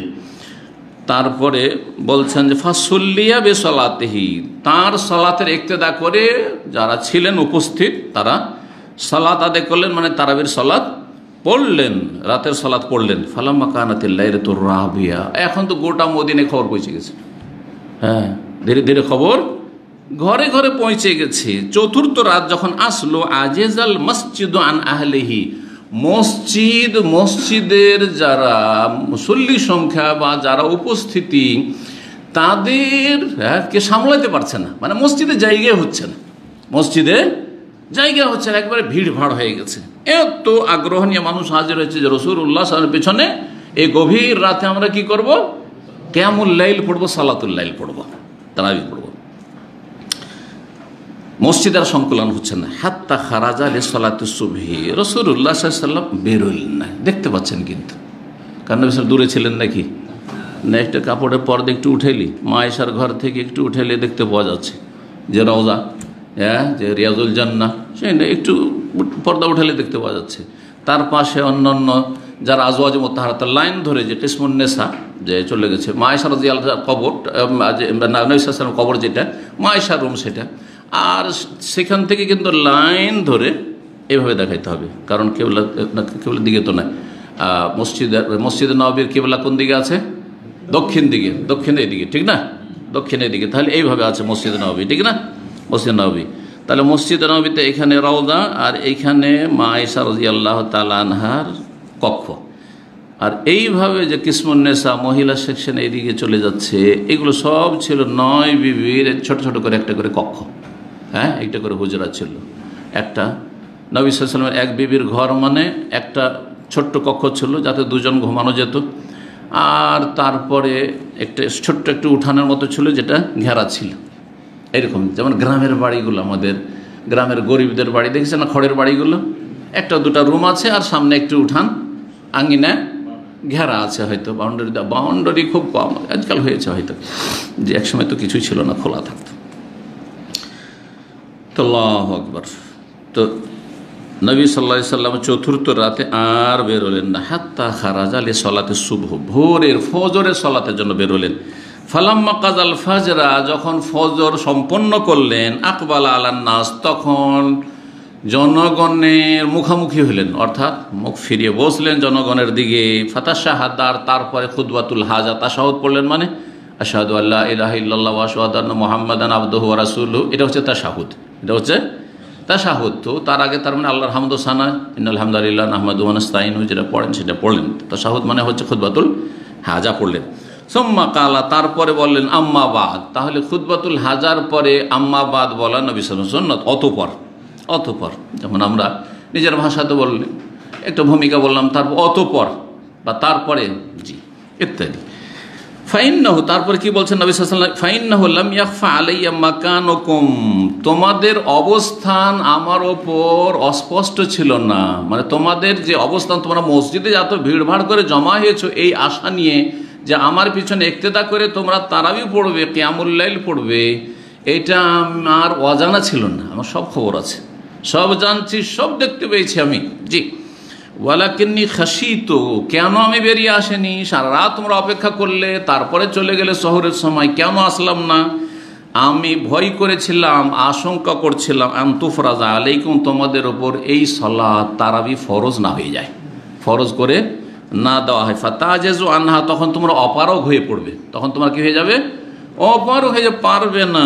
ফাতুফিয়া রাসূলুল্লাহ সাল্লাল্লাহু আলাইহি ওয়াসাল্লাম ওয়াল আমরু আলা যালিক, রাসূলুল্লাহ সাল্লাল্লাহু আলাইহি ওয়াসাল্লাম এই অবস্থাতে ইন্তেকাল করে গেলেন, মানে 30 দিনের জামাত করলেন না, ওই 3টা দিন পড়ালেন আর পড়লেন না, ওইভাবেই চলতে থাকলো। মানুষ নিজের নিজের বাড়িতে বা কেউ মসজিদে আসে পড়ে, এইভাবে চলতে থাকলো। আবু বকর সিদ্দিকের জামানায়ও চলতে থাকলো, আগের হাদিসটাকে মিললেন। তারপরে উমর রাদিয়াল্লাহু তাআলা শুরুতে কিছুদিন এরকম চলতে থাকলো, তারপরে প্রতিদিনের জামাত কায়েম করে দেওয়া হলো।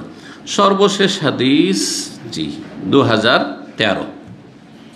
এতক্ষণ পর্যন্ত যেগুলি আমরা আলোচনা করলাম সেগুলিতে প্রথম একটু আমরা দেখে নিই, পর্যালোচনা করি। প্রথম হাদিসে ছিল কি, প্রথম দুটি হাদিসে যে এই তারাবি ফজিলত, তারাবির ফজিলত, মহত্ব, গুণাগুণ কি পাবেন আপনি।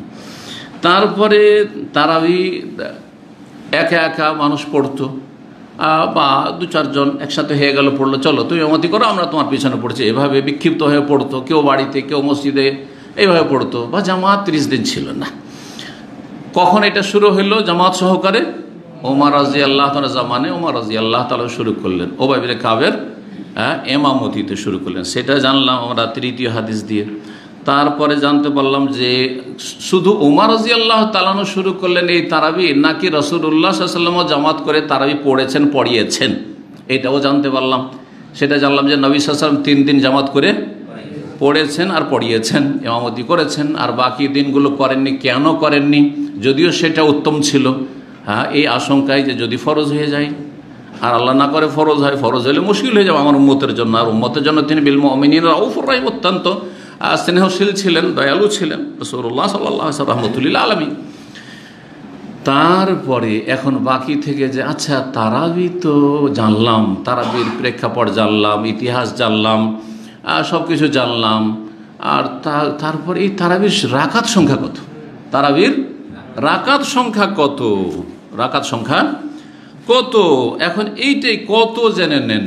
আচ্ছা, তারপরে আর একটা জিনিস, যে তারাবি আর তাহাজ্জুদ আলাদা জিনিস না, ওইটা একটাই, এইটাও জানা যাবে এই হাদিস দিয়ে, সর্বশেষ হাদিস দিয়ে। হাদিস 2013 নম্বর হাদিস, ইমাম বুখারী রাহিমাহুল্লাহর কিতাবের।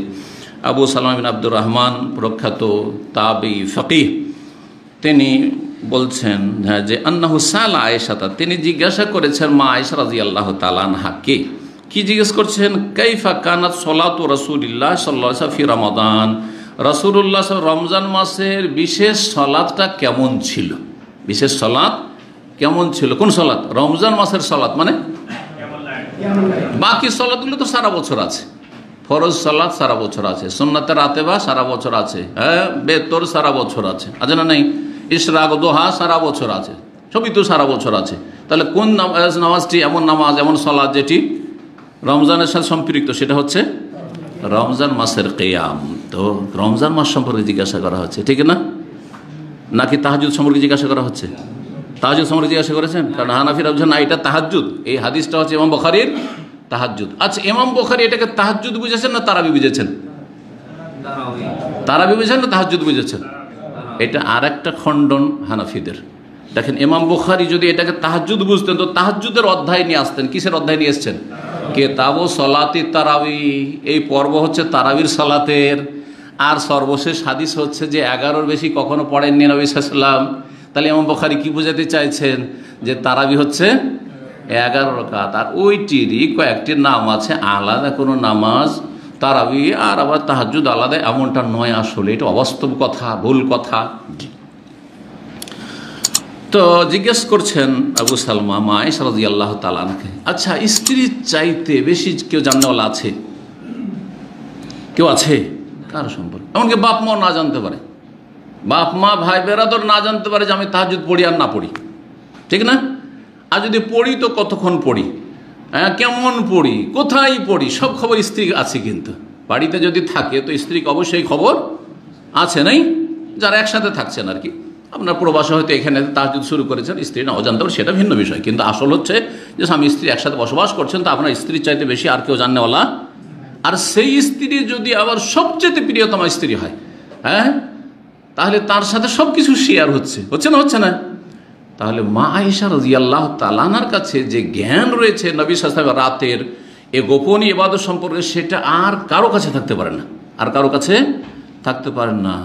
তো তাকে জিজ্ঞাসা করা হচ্ছে যে রমজান মাসে রাসূলুল্লাহ সাল্লাল্লাহু আলাইহি ওয়াসাল্লাম স্পেশাল সালাত, মানে এই তারাবি, তাহাজ্জুদ, কিয়ামুল লাইল, কিয়ামে রমাদান কেমন ছিল? ফাকালাত, মা আয়েশা বলেন, মা কানা ইয়াজিদু ফি রমাদানা ওয়ালা ফি গায়রিহি, রাসূলুল্লাহ সাল্লাল্লাহু আলাইহি ওয়াসাল্লাম রমজান মাসে হোক, ওয়ালা ফি গায়রিহি, অথবা অন্য কোনো মাসে হোক, গোটা বছর বেশি করতেন না। মা কানা করতেন না, ইয়াজিদু বেশি, এক একটা শব্দ শুনে নেন।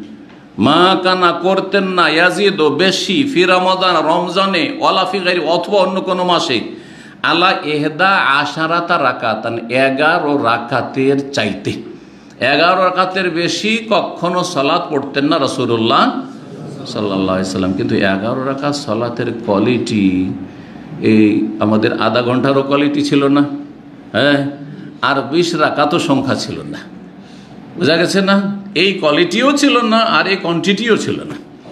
20 রাকাতওয়ালা যারা, এই 20 রাকাতও পড়েননি নবী সাল্লাল্লাহু আলাইহি ওয়াসাল্লাম, আর এই এত সংক্ষেপে পড়েননি যে আধা ঘন্টা 40 মিনিটের মধ্যে তাড়াতাড়ি শেষ করতে পারবেন, না হলে মসজিদ খুঁজবে।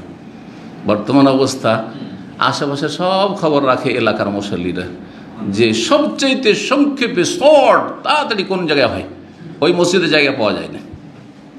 14 বছর বাস করেছি পাশের মহল্লায় হাইন্না খিলে, এখানে পাশাপাশি 4টি মসজিদ আছে, অর্থাৎ আমার বাসা থেকে যে কোনো 4টি মসজিদে গেলে 2 মিনিট, 3 মিনিট, 4 মিনিট, 5 মিনিট, মানে 4টা মসজিদে এইরকম আর কি। একটা মসজিদ 2 মিনিটে যাওয়া যাবে, আরেকটা 3 মিনিট লাগবে, আরেকটা 4 মিনিট, আরেকটা 5 মিনিট লাগবে।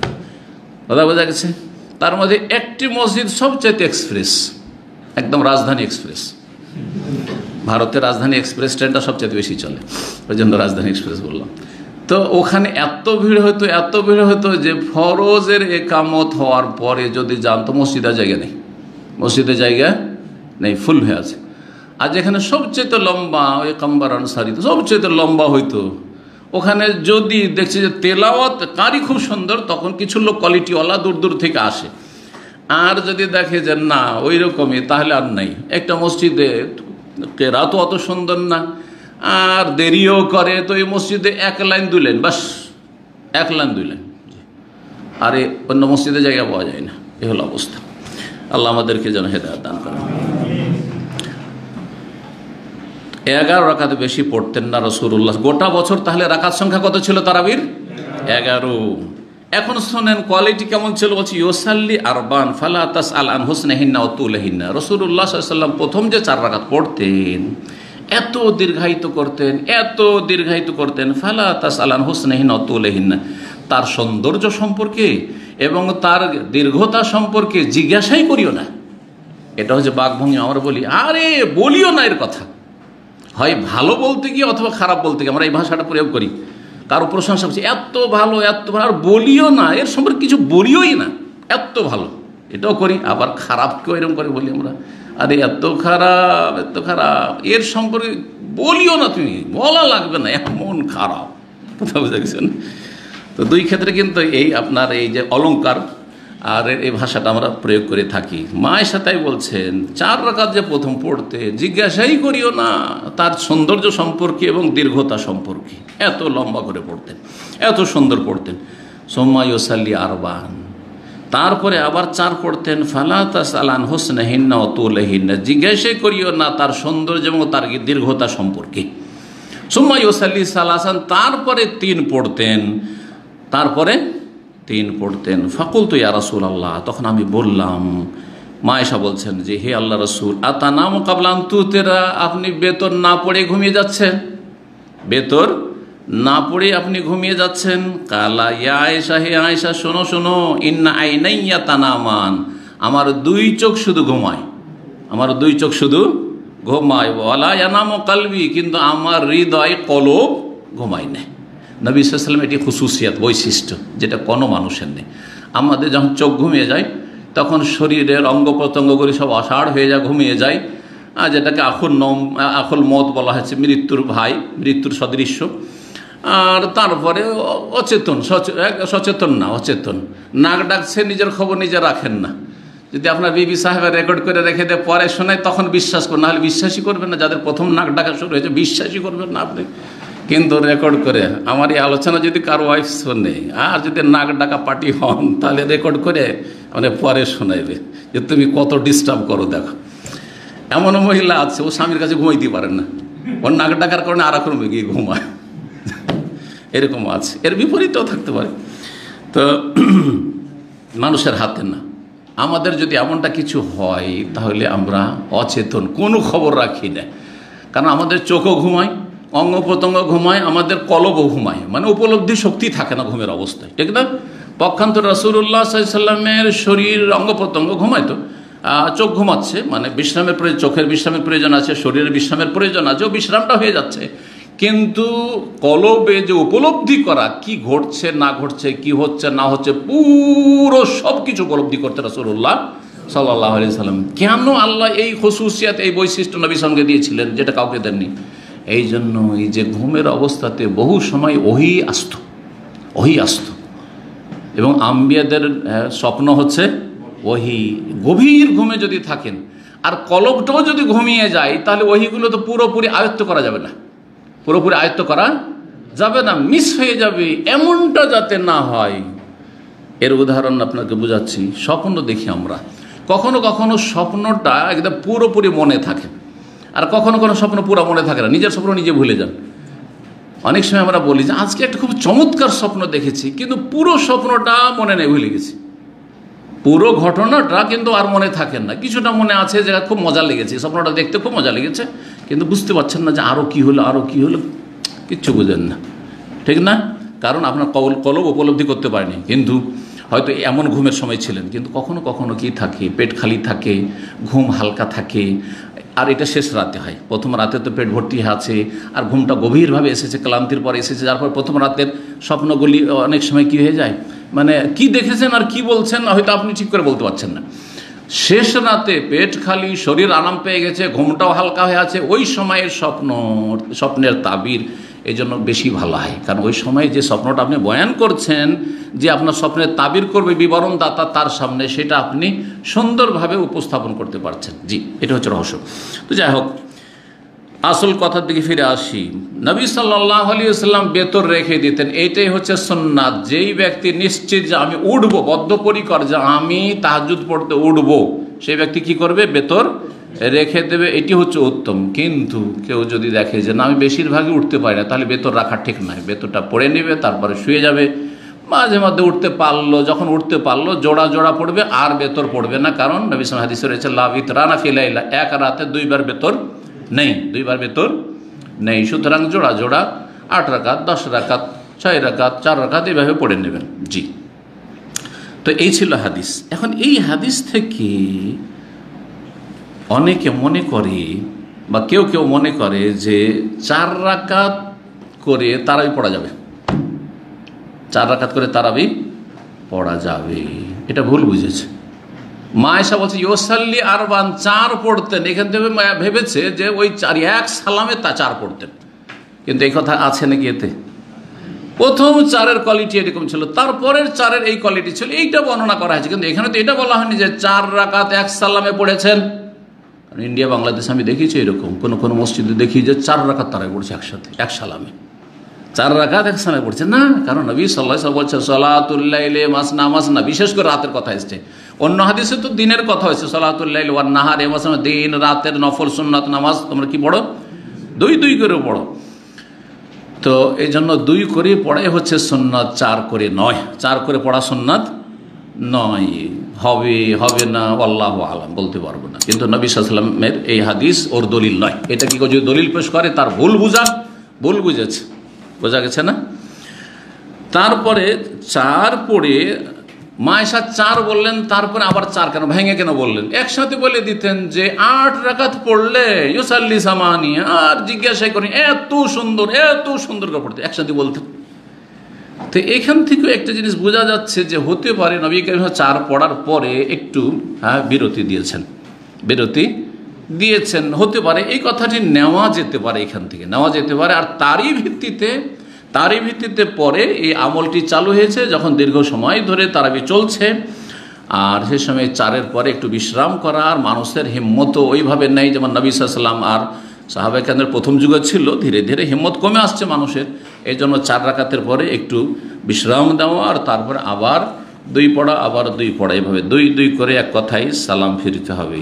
আচ্ছা, তারপরে বেতর সম্পর্কে যে সময় ওসাল্লি সালাসান 3 বলা হয়েছে, তার মানে এই ধরে নেবেন না যে 3 রাকাত একসাথেই বেতর নবী সাল্লাল্লাহু আলাইহি ওয়াসাল্লাম পড়েছেন, এটাও নিশ্চিত না। কিন্তু জায়েজ, কেউ যদি 3 রাকাত এক সালামে পড়ে তাও জায়েজ, কিন্তু 2 রাকাতের পরে মাগরিবের মতো তাশাহুদ পড়বে না। এই মর্মে তাশাহুদ পড়া যে হাদিস সেটি দুর্বল।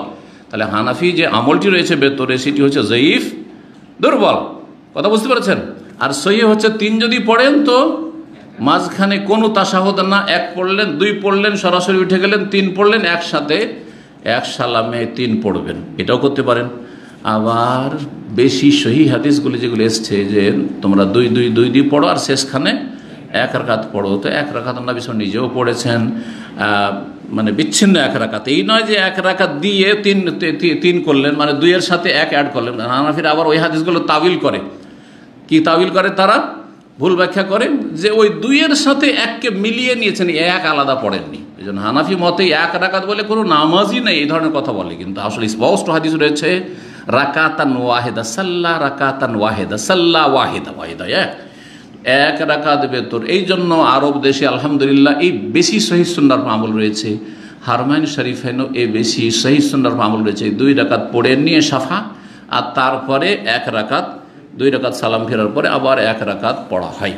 3টাই বেতর বলতে পারেন, আর 1 রাকাতও বেতর বলতে পারেন। এই ক্ষেত্রে 3 রাকাতকেও বেতর বলতে পারেন, আবার 1 রাকাতকে বেতর বলতে পারেন। এই বলাতে কোনো যায় আসে না। এখানেই আজকের আলোচনা শেষ হচ্ছে। শেষখানে একটি কথা বলি। আমি নোট করেছিলাম যে হানাফি ওলামায়ে কেরামগণ পড়ে গেছে মনে হয় প্রথম থেকে। হ্যাঁ, আর একটি কথা, জরুরি কথা থেকে গেছে, বলা জরুরি। সেটা হচ্ছে যে ওমর রাদিয়াল্লাহু তাআলা আনহু যে উবাই ইবনে কাবের ইমামতিতে তারাবি বা জামাত শুরু করলেন 30 দিন, তখন রাকাত সংখ্যা কত ছিল? রাকাত সংখ্যা 11 ছিল।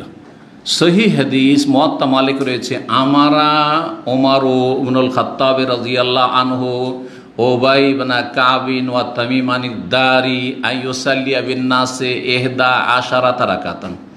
উবাই ইবনে কাবকে, তামিম দারিকে বললেন যে তোমরা লোকজনকে তারাবি পড়াও কত রাকাত?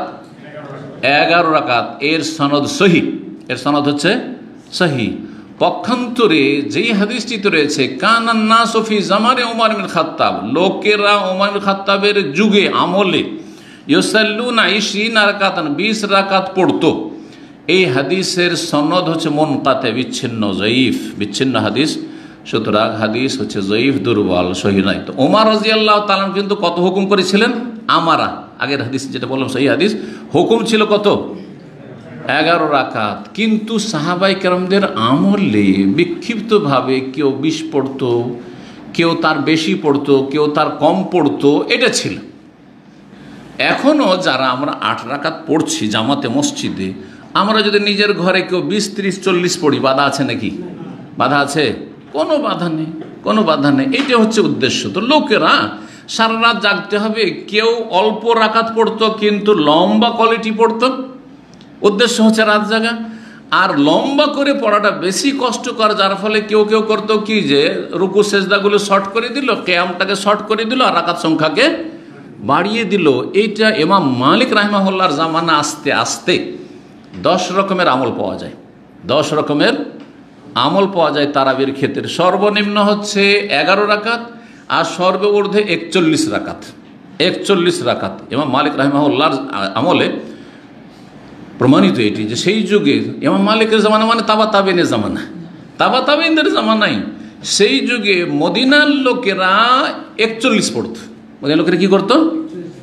কারণ রাকাত সংখ্যা বাড়ানো জায়েজ। যদি 100 পড়ে তো জায়েজ না, 101ও যদি কেউ পড়ে জায়েজ না। 100 পড়লো, তারপরে 1 রাকাত বেতর পড়ে নিল। কোনোদিন 80 পড়লো, দিয়ে 1 রাকাত বেতর পড়ে, জায়েজ কিনা? ওই রকমই। তো সর্বঊর্ধ্বে 41-এর আমল পাওয়া যায় 10 রকমের আমলের মধ্যে। আর কখনো কখনো 37 পড়তো, 35 পড়তো, 33 পড়তো, 31 পড়তো, 25 পড়তো, 23 পড়তো, 21 পড়তো, 11ও পড়তো, আবার 13ও পড়তো। এতগুলি আমল আছে, এতগুলি প্রায় আমল আছে। আর সবগুলি জায়েজ, কিন্তু সুন্নাত হচ্ছে সুন্নাত। সংখ্যার দিক থেকে সুন্নাত হচ্ছে 11, আর কোয়ালিটির দিক থেকে সুন্নাত হচ্ছে দীর্ঘায়িত করা, লম্বা করে সুন্দর করে সালাত আদায় করা এবং দীর্ঘ সময় ধরে তেলাওয়াত করা, তেলাওয়াত শোনা। এখানে আজকের আলোচনা শেষ করছি। ওয়া সাল্লাল্লাহু ওয়া সাল্লাম আলা নবিয়ানা মুহাম্মদ ওয়া আলা আলিহি ওয়া সাহবিহি আজমাইন। একটি জিনিস থেকেছে বারবার করে আপনাদের জন্য নোট করেছিলাম, যে হানাফি ওলামারা যারা বলেছে যে তারাবি আর তাহাজ্জুদ একই জিনিস, আর তারাবির সংখ্যা হচ্ছে 11 রাকাত, তারাবির সংখ্যা হচ্ছে 11 রাকাত, তাদের প্রখ্যাত ইমাম ইবনুল হুমাম ফতহুল কাদির হেদায়া, যে সবচেয়ে বড় হানাফি কিতাব, এই হানাফি কিতাবের শারহা মানে ভাষ্য, সবচেয়ে ভালো ভাষ্য এটি, এর প্রথম খণ্ড 333 পৃষ্ঠায় আলোচনা করেছেন যে তারাবির সংখ্যা হচ্ছে 11 রাকাত। ইমাম জাইলাই মিসর বা সুডানের ইমাম ছিলেন, কিন্তু হানাফি মজহাবের। তার কিতাব রয়েছে নাসবুর রায়া ফি তাখরিজে আহাদিসিল হেদায়, হেদায়ের যে হাদিসগুলি রয়েছে সেগুলির তিনি তাখরিজ করেছেন তার 493 পৃষ্ঠা। এই কিতাব আমার কাছে আছে এক খণ্ডে, আমাদের হাদিস ফ্যাকাল্টিতে এই কিতাবটি দিয়েছিল, কারণ হাদিসের সাথে সম্পৃক্ত যেহেতু হাদিসের তাখরিজ। 493 পৃষ্ঠায় তিনিও বলেছেন যে তারাবি হচ্ছে 11 রাকাত। ইমাম বদরুদ্দিন আইনি উমদাতুল কারি, সহিহ বুখারীর প্রসিদ্ধ ভাষ্য হানাফিদের কাছে, সবচেয়ে ভালো ভাষ্য হানাফিদের কাছে হচ্ছে উমদাতুল কারি ইমাম আইনির। আর হাফেজ ইবনে হাজার রহমতুল্লাহ যেহেতু শাফি মাসলাকের ছিলেন, সেজন্য সেটাকে তারা প্রাধান্য দেয় না, কিন্তু আগে ফতুল বারি লেখা হয়েছে, ফতুল বারি সবচেয়ে ভালো সারহা। তো তার পঞ্চম খণ্ড 359 পৃষ্ঠায় হানাফি ইমাম মুহাদ্দিস ইমাম আইনি তিনি 11 রাকাতকে সুন্নাত বলেছেন, এবং তারাবি তাহাজ্জুদ একই জিনিস। ইমাম সিন্ধি, মোহাম্মদ হায়াত সিন্ধি, তিনি তিরমিজির তিরমিজির ভাষ্য করেছেন, আবু দাউদ ভাষ্য করেছেন, ইবনে মাজার ভাষ্য করেছেন, নাসাইর ভাষ্য করেছেন। নাসাইর ভাষ্যটা টিকাটা আমাদের দেশে দেওবন্দ থেকে ছাপে বা পাকিস্তান থেকে ছাপে পাওয়া যাবে এটা। তো ইমাম সিন্ধি তিনি প্রথম খণ্ড তার এই যে তিরমিজির ভাষ্য তাতে 423 পৃষ্ঠা, প্রথম খণ্ড 423 পৃষ্ঠা, তাতেও তিনি তারাবি সংখ্যা 11 রাকাত বলেছেন। হানাফিদের ইবনে তাইমিয়া, ইমাম ইবনে তাইমিয়া যেমন অন্যদের কাছে মুজাদ্দিদ এবং বড়ই মানে অসাধারণ অলৌকিক স্মৃতিশক্তির মালিক, যিনি আল্লাহ পাক রব্বুল আলামিন তাকে অসাধারণ স্মৃতিশক্তি দিয়েছিলেন। কোনো কথা শুনলে ভাষা বুঝেন না, মুখস্থ এখানে রেকর্ড হয়ে গেছে। এইরকম ইবনে তাইমিয়া রাহিমাহুল্লাহ, ইবনে তাইমিয়ার জীবনীতে রয়েছে। ঝগড়া করছে দুইজনে, আর ঝগড়াটা তিনি শুনছে, তার জীবনে এই ঘটনা বর্ণনা করা হয়েছে। কিছু বুঝেন না, ভাষা বুঝেন না, মানে আরবি ছাড়া অন্য ভাষায়, হয়তো ল্যাটিন ভাষায় কোনো ভাষায় ঝগড়া চলছে। যা শুনেছেন, ছোট ছেলে তখন নাবালক অবস্থায়, কিন্তু ঝগড়াটা দেখেছে। তো বলছে যে এরা কি নিয়ে ঝগড়া করছিল, বলছে যে আমি তো বুঝতে পারিনি তাদের কথা, কিন্তু আমি মুখস্থ রেখেছি, বলে দিতে পারবো। আল্লাহ। তো হানাফিরা ওইরকম মাওলানা আনোয়ার শাহ কাশ্মীরিকে বলে তারা, উনি খুব স্মৃতিশক্তির অধিকারী ছিলেন এবং বড় দেওবন্দি মহাদ্দেশ। আনোয়ার শাহ কাশ্মীরের বংশধর এখনও এতে পাকিস্তানে অনেক আছে, আলেম ওলামা আছে। তার তিরমিজির ভাষ্য রয়েছে আল আরফুসাজি, তাতেও তিনি তারাবি 11 রাকাত বলেছেন। তারপরে মৌলানা মোহাম্মদ জাকারিয়া কানলভি, চিনেন কে? উনি তবলিগ জামাতের আধ্যাত্মিক ইমাম এবং তিনি তবলিগ জামাতের একমাত্র লেখক, তবলিগে নেশা ফাজাইল আমলের লেখক কে? মৌলানা জাকারিয়া। আর মৌলানা ইলিয়াস, যিনি তবলিগ জামাতের প্রতিষ্ঠাতা, তার জামাতা। তো মৌলানা জাকারিয়া সাহেব তিনি প্রথম খণ্ড 397 পৃষ্ঠা আউজাজুল মাসালিক। মৌলানা জাকারিয়া সাহেব যদি সুফি না হইতেন, আর তবলিগ নেশাবে এইসব যদি জগা খিচুড়ি না জমা করতেন, তো তিনি একজন মুহাদ্দিসও ছিলেন। তার হাদিসের খেদমত আছে। তিনি মুয়াত্তা মালিকের একটি মানে বিস্তারিত বিশদ সারহা লিখেছেন, যে কিতাবের নাম হচ্ছে আউজাজুল মাসালিক। এই আউজাজুল মাসালিক কয়েক খণ্ডে রয়েছে। প্রথম খণ্ড 397 পৃষ্ঠায় তিনিও স্বীকার করেছেন এই তবলিগি ইমাম যে তারাবি সংখ্যা 11 রাকাত, এবং তারাবি তাহাজ্জুদ একই জিনিস, আসলে আলাদা জিনিস নাই। তারপরে যদি গোড়ামি করেন, তো আল্লাহ ছাড়া আর কেউ হেদায়েত করনেওয়ালা নেই। আল্লাহ যেন বুঝার তৌফিক দান করেন। সুবহান রাব্বিকা রাব্বিল ইজ্জাতি আম্মা ইয়াসিফুন ওয়া সালামুন আলাল মুরসালিন ওয়া আলহামদুলিল্লাহ।